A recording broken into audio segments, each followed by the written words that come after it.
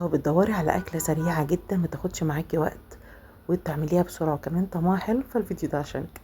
يلا بسرعة نعمل مع بعض رول الجلاش.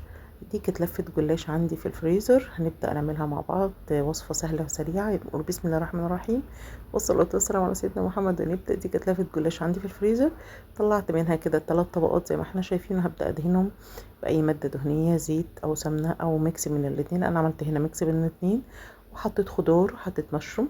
الخضار اللي حطيته فلفل اخضر وطماطم، ممكن تحطي فلفل الوان وممكن تحطي اي حشوه تانية انت عايزاها بس تكون مستويه.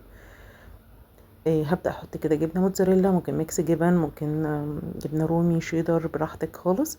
ممكن تعملي الحشوه نفسها اصلا ميكس جبن على جزر مبشور على مثلا فلفل متقطع وتبداي تحشي بيها. لفتها كده شويه وبعدين هبدا الف الجناب عليها. يعني اخد الجناب كده والفها زي ما تكوني بتلفي مثلا ورق عنب او محشي كرنب. وهبدأ كده بالمادة الدهنية اللي عندي كده فرشة بسيطة عشان الجناب كمان يلزقوا على بعض. هحطها بقى في صاج او في صينية تكون مدهونة مادة دهنية بسيطة برضو، حاجة كده يعني دهنة بسيطة قوي عشان ما تلزقش في الصينية. هدخلهم على فرن سخن على درجة حرارة 180 في الرف الأوسط. هشغل من تحت بس. بصوا ما شاء الله، لفة الجلاش طلعت لي 5 رول كبير ما شاء الله، يعني الواحد منهم مشبع جدا يعني. الوصفة دي في الجلاش انا مش هستعمل فيها المادة اللي بسقي بيها الجلاش اللي هي مثلا لبن وبيض او لبن وعليه توابل. لا، انا همسح بس مسحة كده بالسمنة علشان تدي لون احمر كده حلو للجلاش، واحط عليها من فوق كده جبنة موتزاريلا. سهلة جدا ومتاخدش وقت، يعني لو راجعة من الشغل كده مفرهدة من الحر وعايزة تعملي حاجة تكون سريعة، الأكلة دي بصراحة هتنقذك جدا.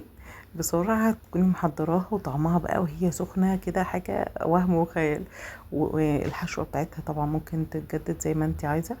انا قلت لكم بس افكار للحشوات اللي هي الميكس جبن او لحمة مفرومة او فراخ تكون برضو مستوية بس تبرد، نسيبها تبرد شوية. وبعدين هنبدأ نحطها كده في الرول عادي ونحط عليها جبنة موتزاريلا، وزي ما قلت لكم هنحطها في فرن سخن ومتسخن من تحت بس تقريبا ربع ساعة او تلت ساعة، يعني من ربع ساعة تلت ساعة على حسب الفرن بتاعك. بصوا بيطلع قمر، بتطلع شكلها قمر وطعمها بجد يعني خيال. نسيت اقول لكم ان الخضار قبل ما تحطوه لازم تتبلوه ملح وكمون وفلفل عشان يبقى طعمه حلو كده في الجلاش بتاعنا. كده الوصفة بتاعتنا خلصت. اتمنى يكون الفيديو عجبكم ويكون الفيديو سهل عليكم. ما تنسونيش بقى لو عجبكم الفيديو في لايك وشير كمان وسبسكرايب على القناة وفولو على الفيديو على تيك توك. اشوفكم فيديو جديد قريب ان شاء الله. باي باي.